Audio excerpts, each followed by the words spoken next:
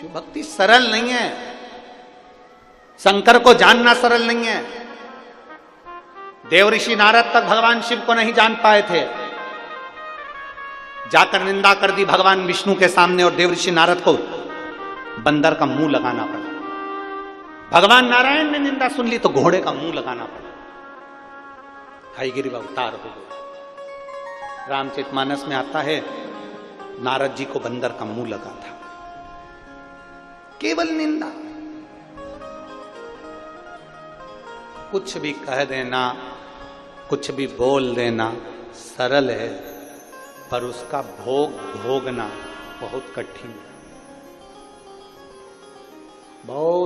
भोगना कठिन। अभी हमने कथा में कहा था कि 3 लोगों से बचना, लालची, आलसी और दोगला।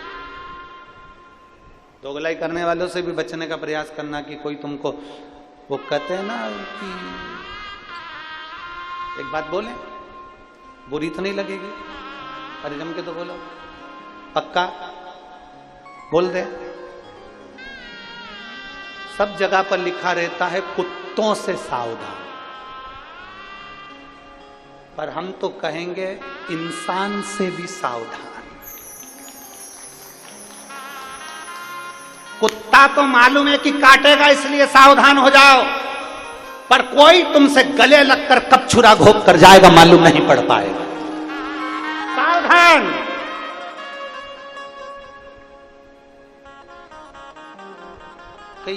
कई लोग आते हैं कथा के अंदर, भक्त आते हैं, भजन करने वाले आते हैं तो चोटते भी आते हैं। यहां कुत्ता चैन नहीं चुरा ला, तुम्हारे पास में ना जाने कौन बैठा होगा, बैठी होगी, और इतनी धीरे से सफाई करेगी। इसलिए सावधान इंडिया, इसलिए सावधान। दीवार पर लिखा रहता है कुत्तों से सावधान, और हम सावधान हो जाते हैं क्योंकि कुत्ता मालूम है काट खाएगा। पर इंसान से भी सावधान रहने का प्रयास करना कि ये कब तुम्हारे साथ रहते रहते कब छल कर कर तुम्हें छुरा घोंप कर चले जाएगा मालूम नहीं पड़ पाएगा। सावधान रहिए, सावधान।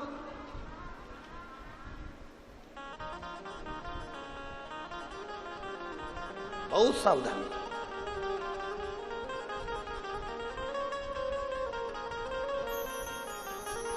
सबसे ज्यादा पहचान होती है मनुष्य की वाणी से, मनुष्य की पहचान होती है। मानव की पहचान मानव की वाणी से होती है। वो मानव की वाणी से पहचाना जाता है कि मानव कैसा होगा। अगर एक पहचान व्यक्ति की करना है तो उसकी वाणी से पहचान करी जा सकती है। अगर बहुत ऊंचे पद पर बैठने वाला बहुत सरलता के विषय में, नम्रता के विषय में बात करे, समझ लेना वो सहज सरल होगा। मालूम पड़े कठोरता के विषय में बात करे, समझ लेना ये भीतर से भी ठीक नहीं है, कभी भी छुरा घोंप कर जा सकता है। वाणी की मिठासता से उसको समझने का प्रयास करें। वाणी की देवऋषि नारद भजन करते करते भगवान विष्णु के पास पहुंच गए, निंदा कर दी। निंदा करते से ही उनको बंदर का मुख लग गया, भगवान नारायण को घोड़े का मुख लग गया, क्योंकि निंदा सुनी थी। अगर कहीं शंकर भगवान की निंदा हो रही हो, बन सके तो जवाब देना, नहीं बन सके तो उठकर चल देना, हमें नहीं सुनना। बन सके तो जवाब दो, नहीं बन सके तो उठकर चल दो, हम नहीं बोल सकते, हमें नहीं सुनना। तू कर निंदा, तेरे को भगवान ने निंदा करने के लिए पैदा करा। माता के गर्भ से तू हुआ इसलिए क्योंकि भगवान ने तुझे गिफ्ट में पैदा करा है कि तू जगत की निंदा करे।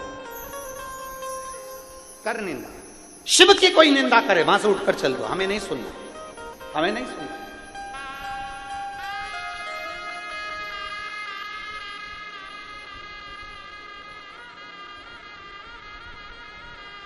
हमसे कई लोग कह देते हैं तुम्हारे शंकर भगवान भांग धतूरा धारण करते हैं। हम उनसे कहते हैं तुम हमारी बात करो महादेव की नहीं।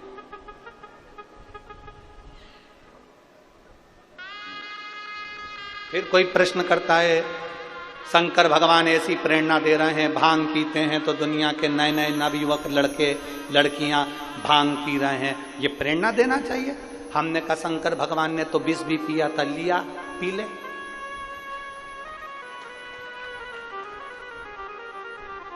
ये कोई प्रेरणा है? शिव की निंदा हम नहीं सुनेंगे, शंकर भगवान की निंदा हम नहीं सुनते, और कोई करता भी है तो मां से उठ के चल देते, हम बोलते ही नहीं। क्या बोलो, सब परम आभूषण है, मौन रहना, चुप रहो। समय आया,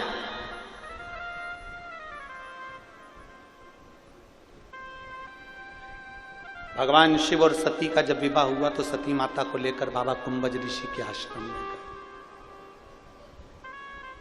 अब देखिए,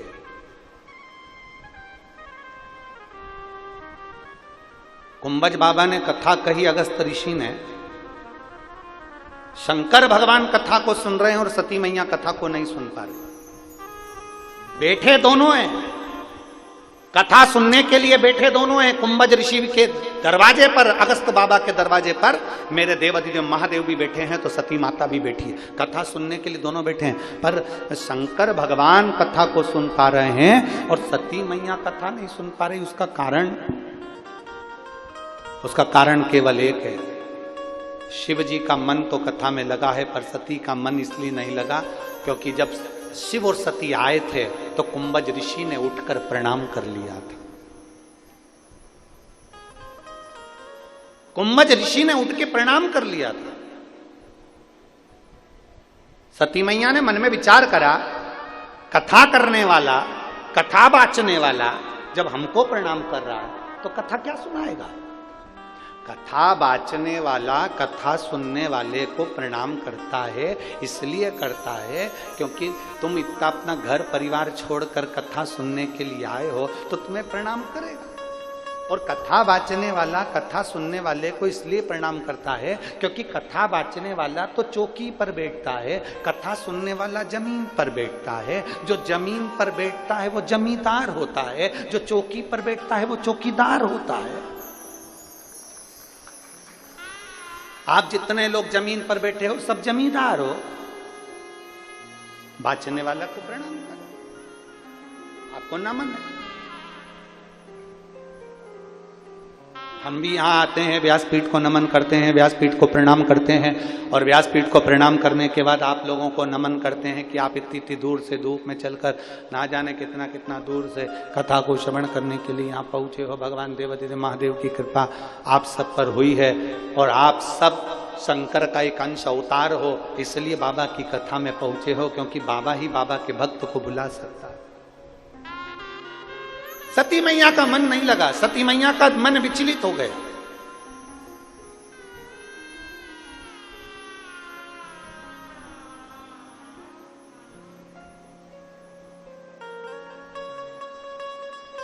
सती मैया का मन विचलित हो गया। चले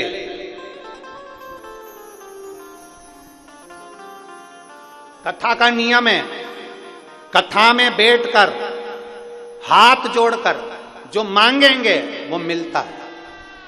सती मैया कथा में बैठी थी और उसने हाथ जोड़कर मांग लिया, मेरे पति भी काम मुझे लेकर आए। शादी होने के बाद तो लोग घूमने के लिए दूसरी जगह जाते हैं, ये मुझे कथा सुनाने लाए। कितने सारे अरमान धर्म पत्नी के रहते हैं और वो कितनी सोच कर आती है, हम शादी के बाद में गोवा घूमने जाएंगे, हम शादी के बाद में ये द्वीप वो द्वीप घूमने जाएंगे, और मालूम पड़े शादी के बाद पत्नी घर पे और पति कह दे कि मेरे 25 दोस्त आ रहे हैं और तुझे खाना बनाना है, खाना बनाने वाली नहीं आएगी, तो पत्नी के दिल के अरमा आंसुओं में।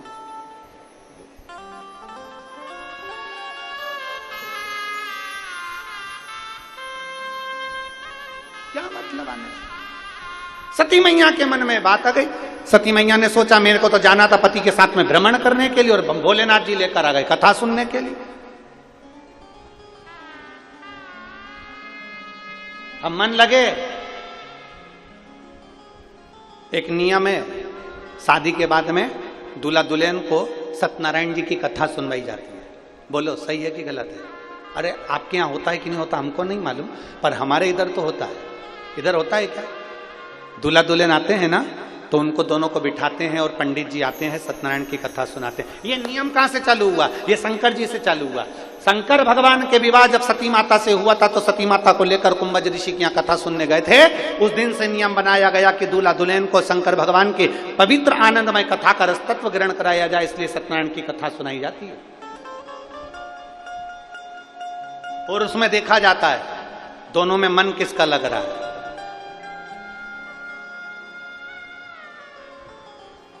अब पत्नी तो इतना सारा घूंघट डाल के बैठती है, पंडित जी इति श्री रेवा खंडे प्रथम अध्याय, इतने में पत्नी कोई भी क्रिया नहीं करी, तो इतने में पति ने उसको, क्योंकि हाथ में फूल लेके बैठी थी, अब इनको क्या मालूम था, वो तो लगी घूंघट के अंदर।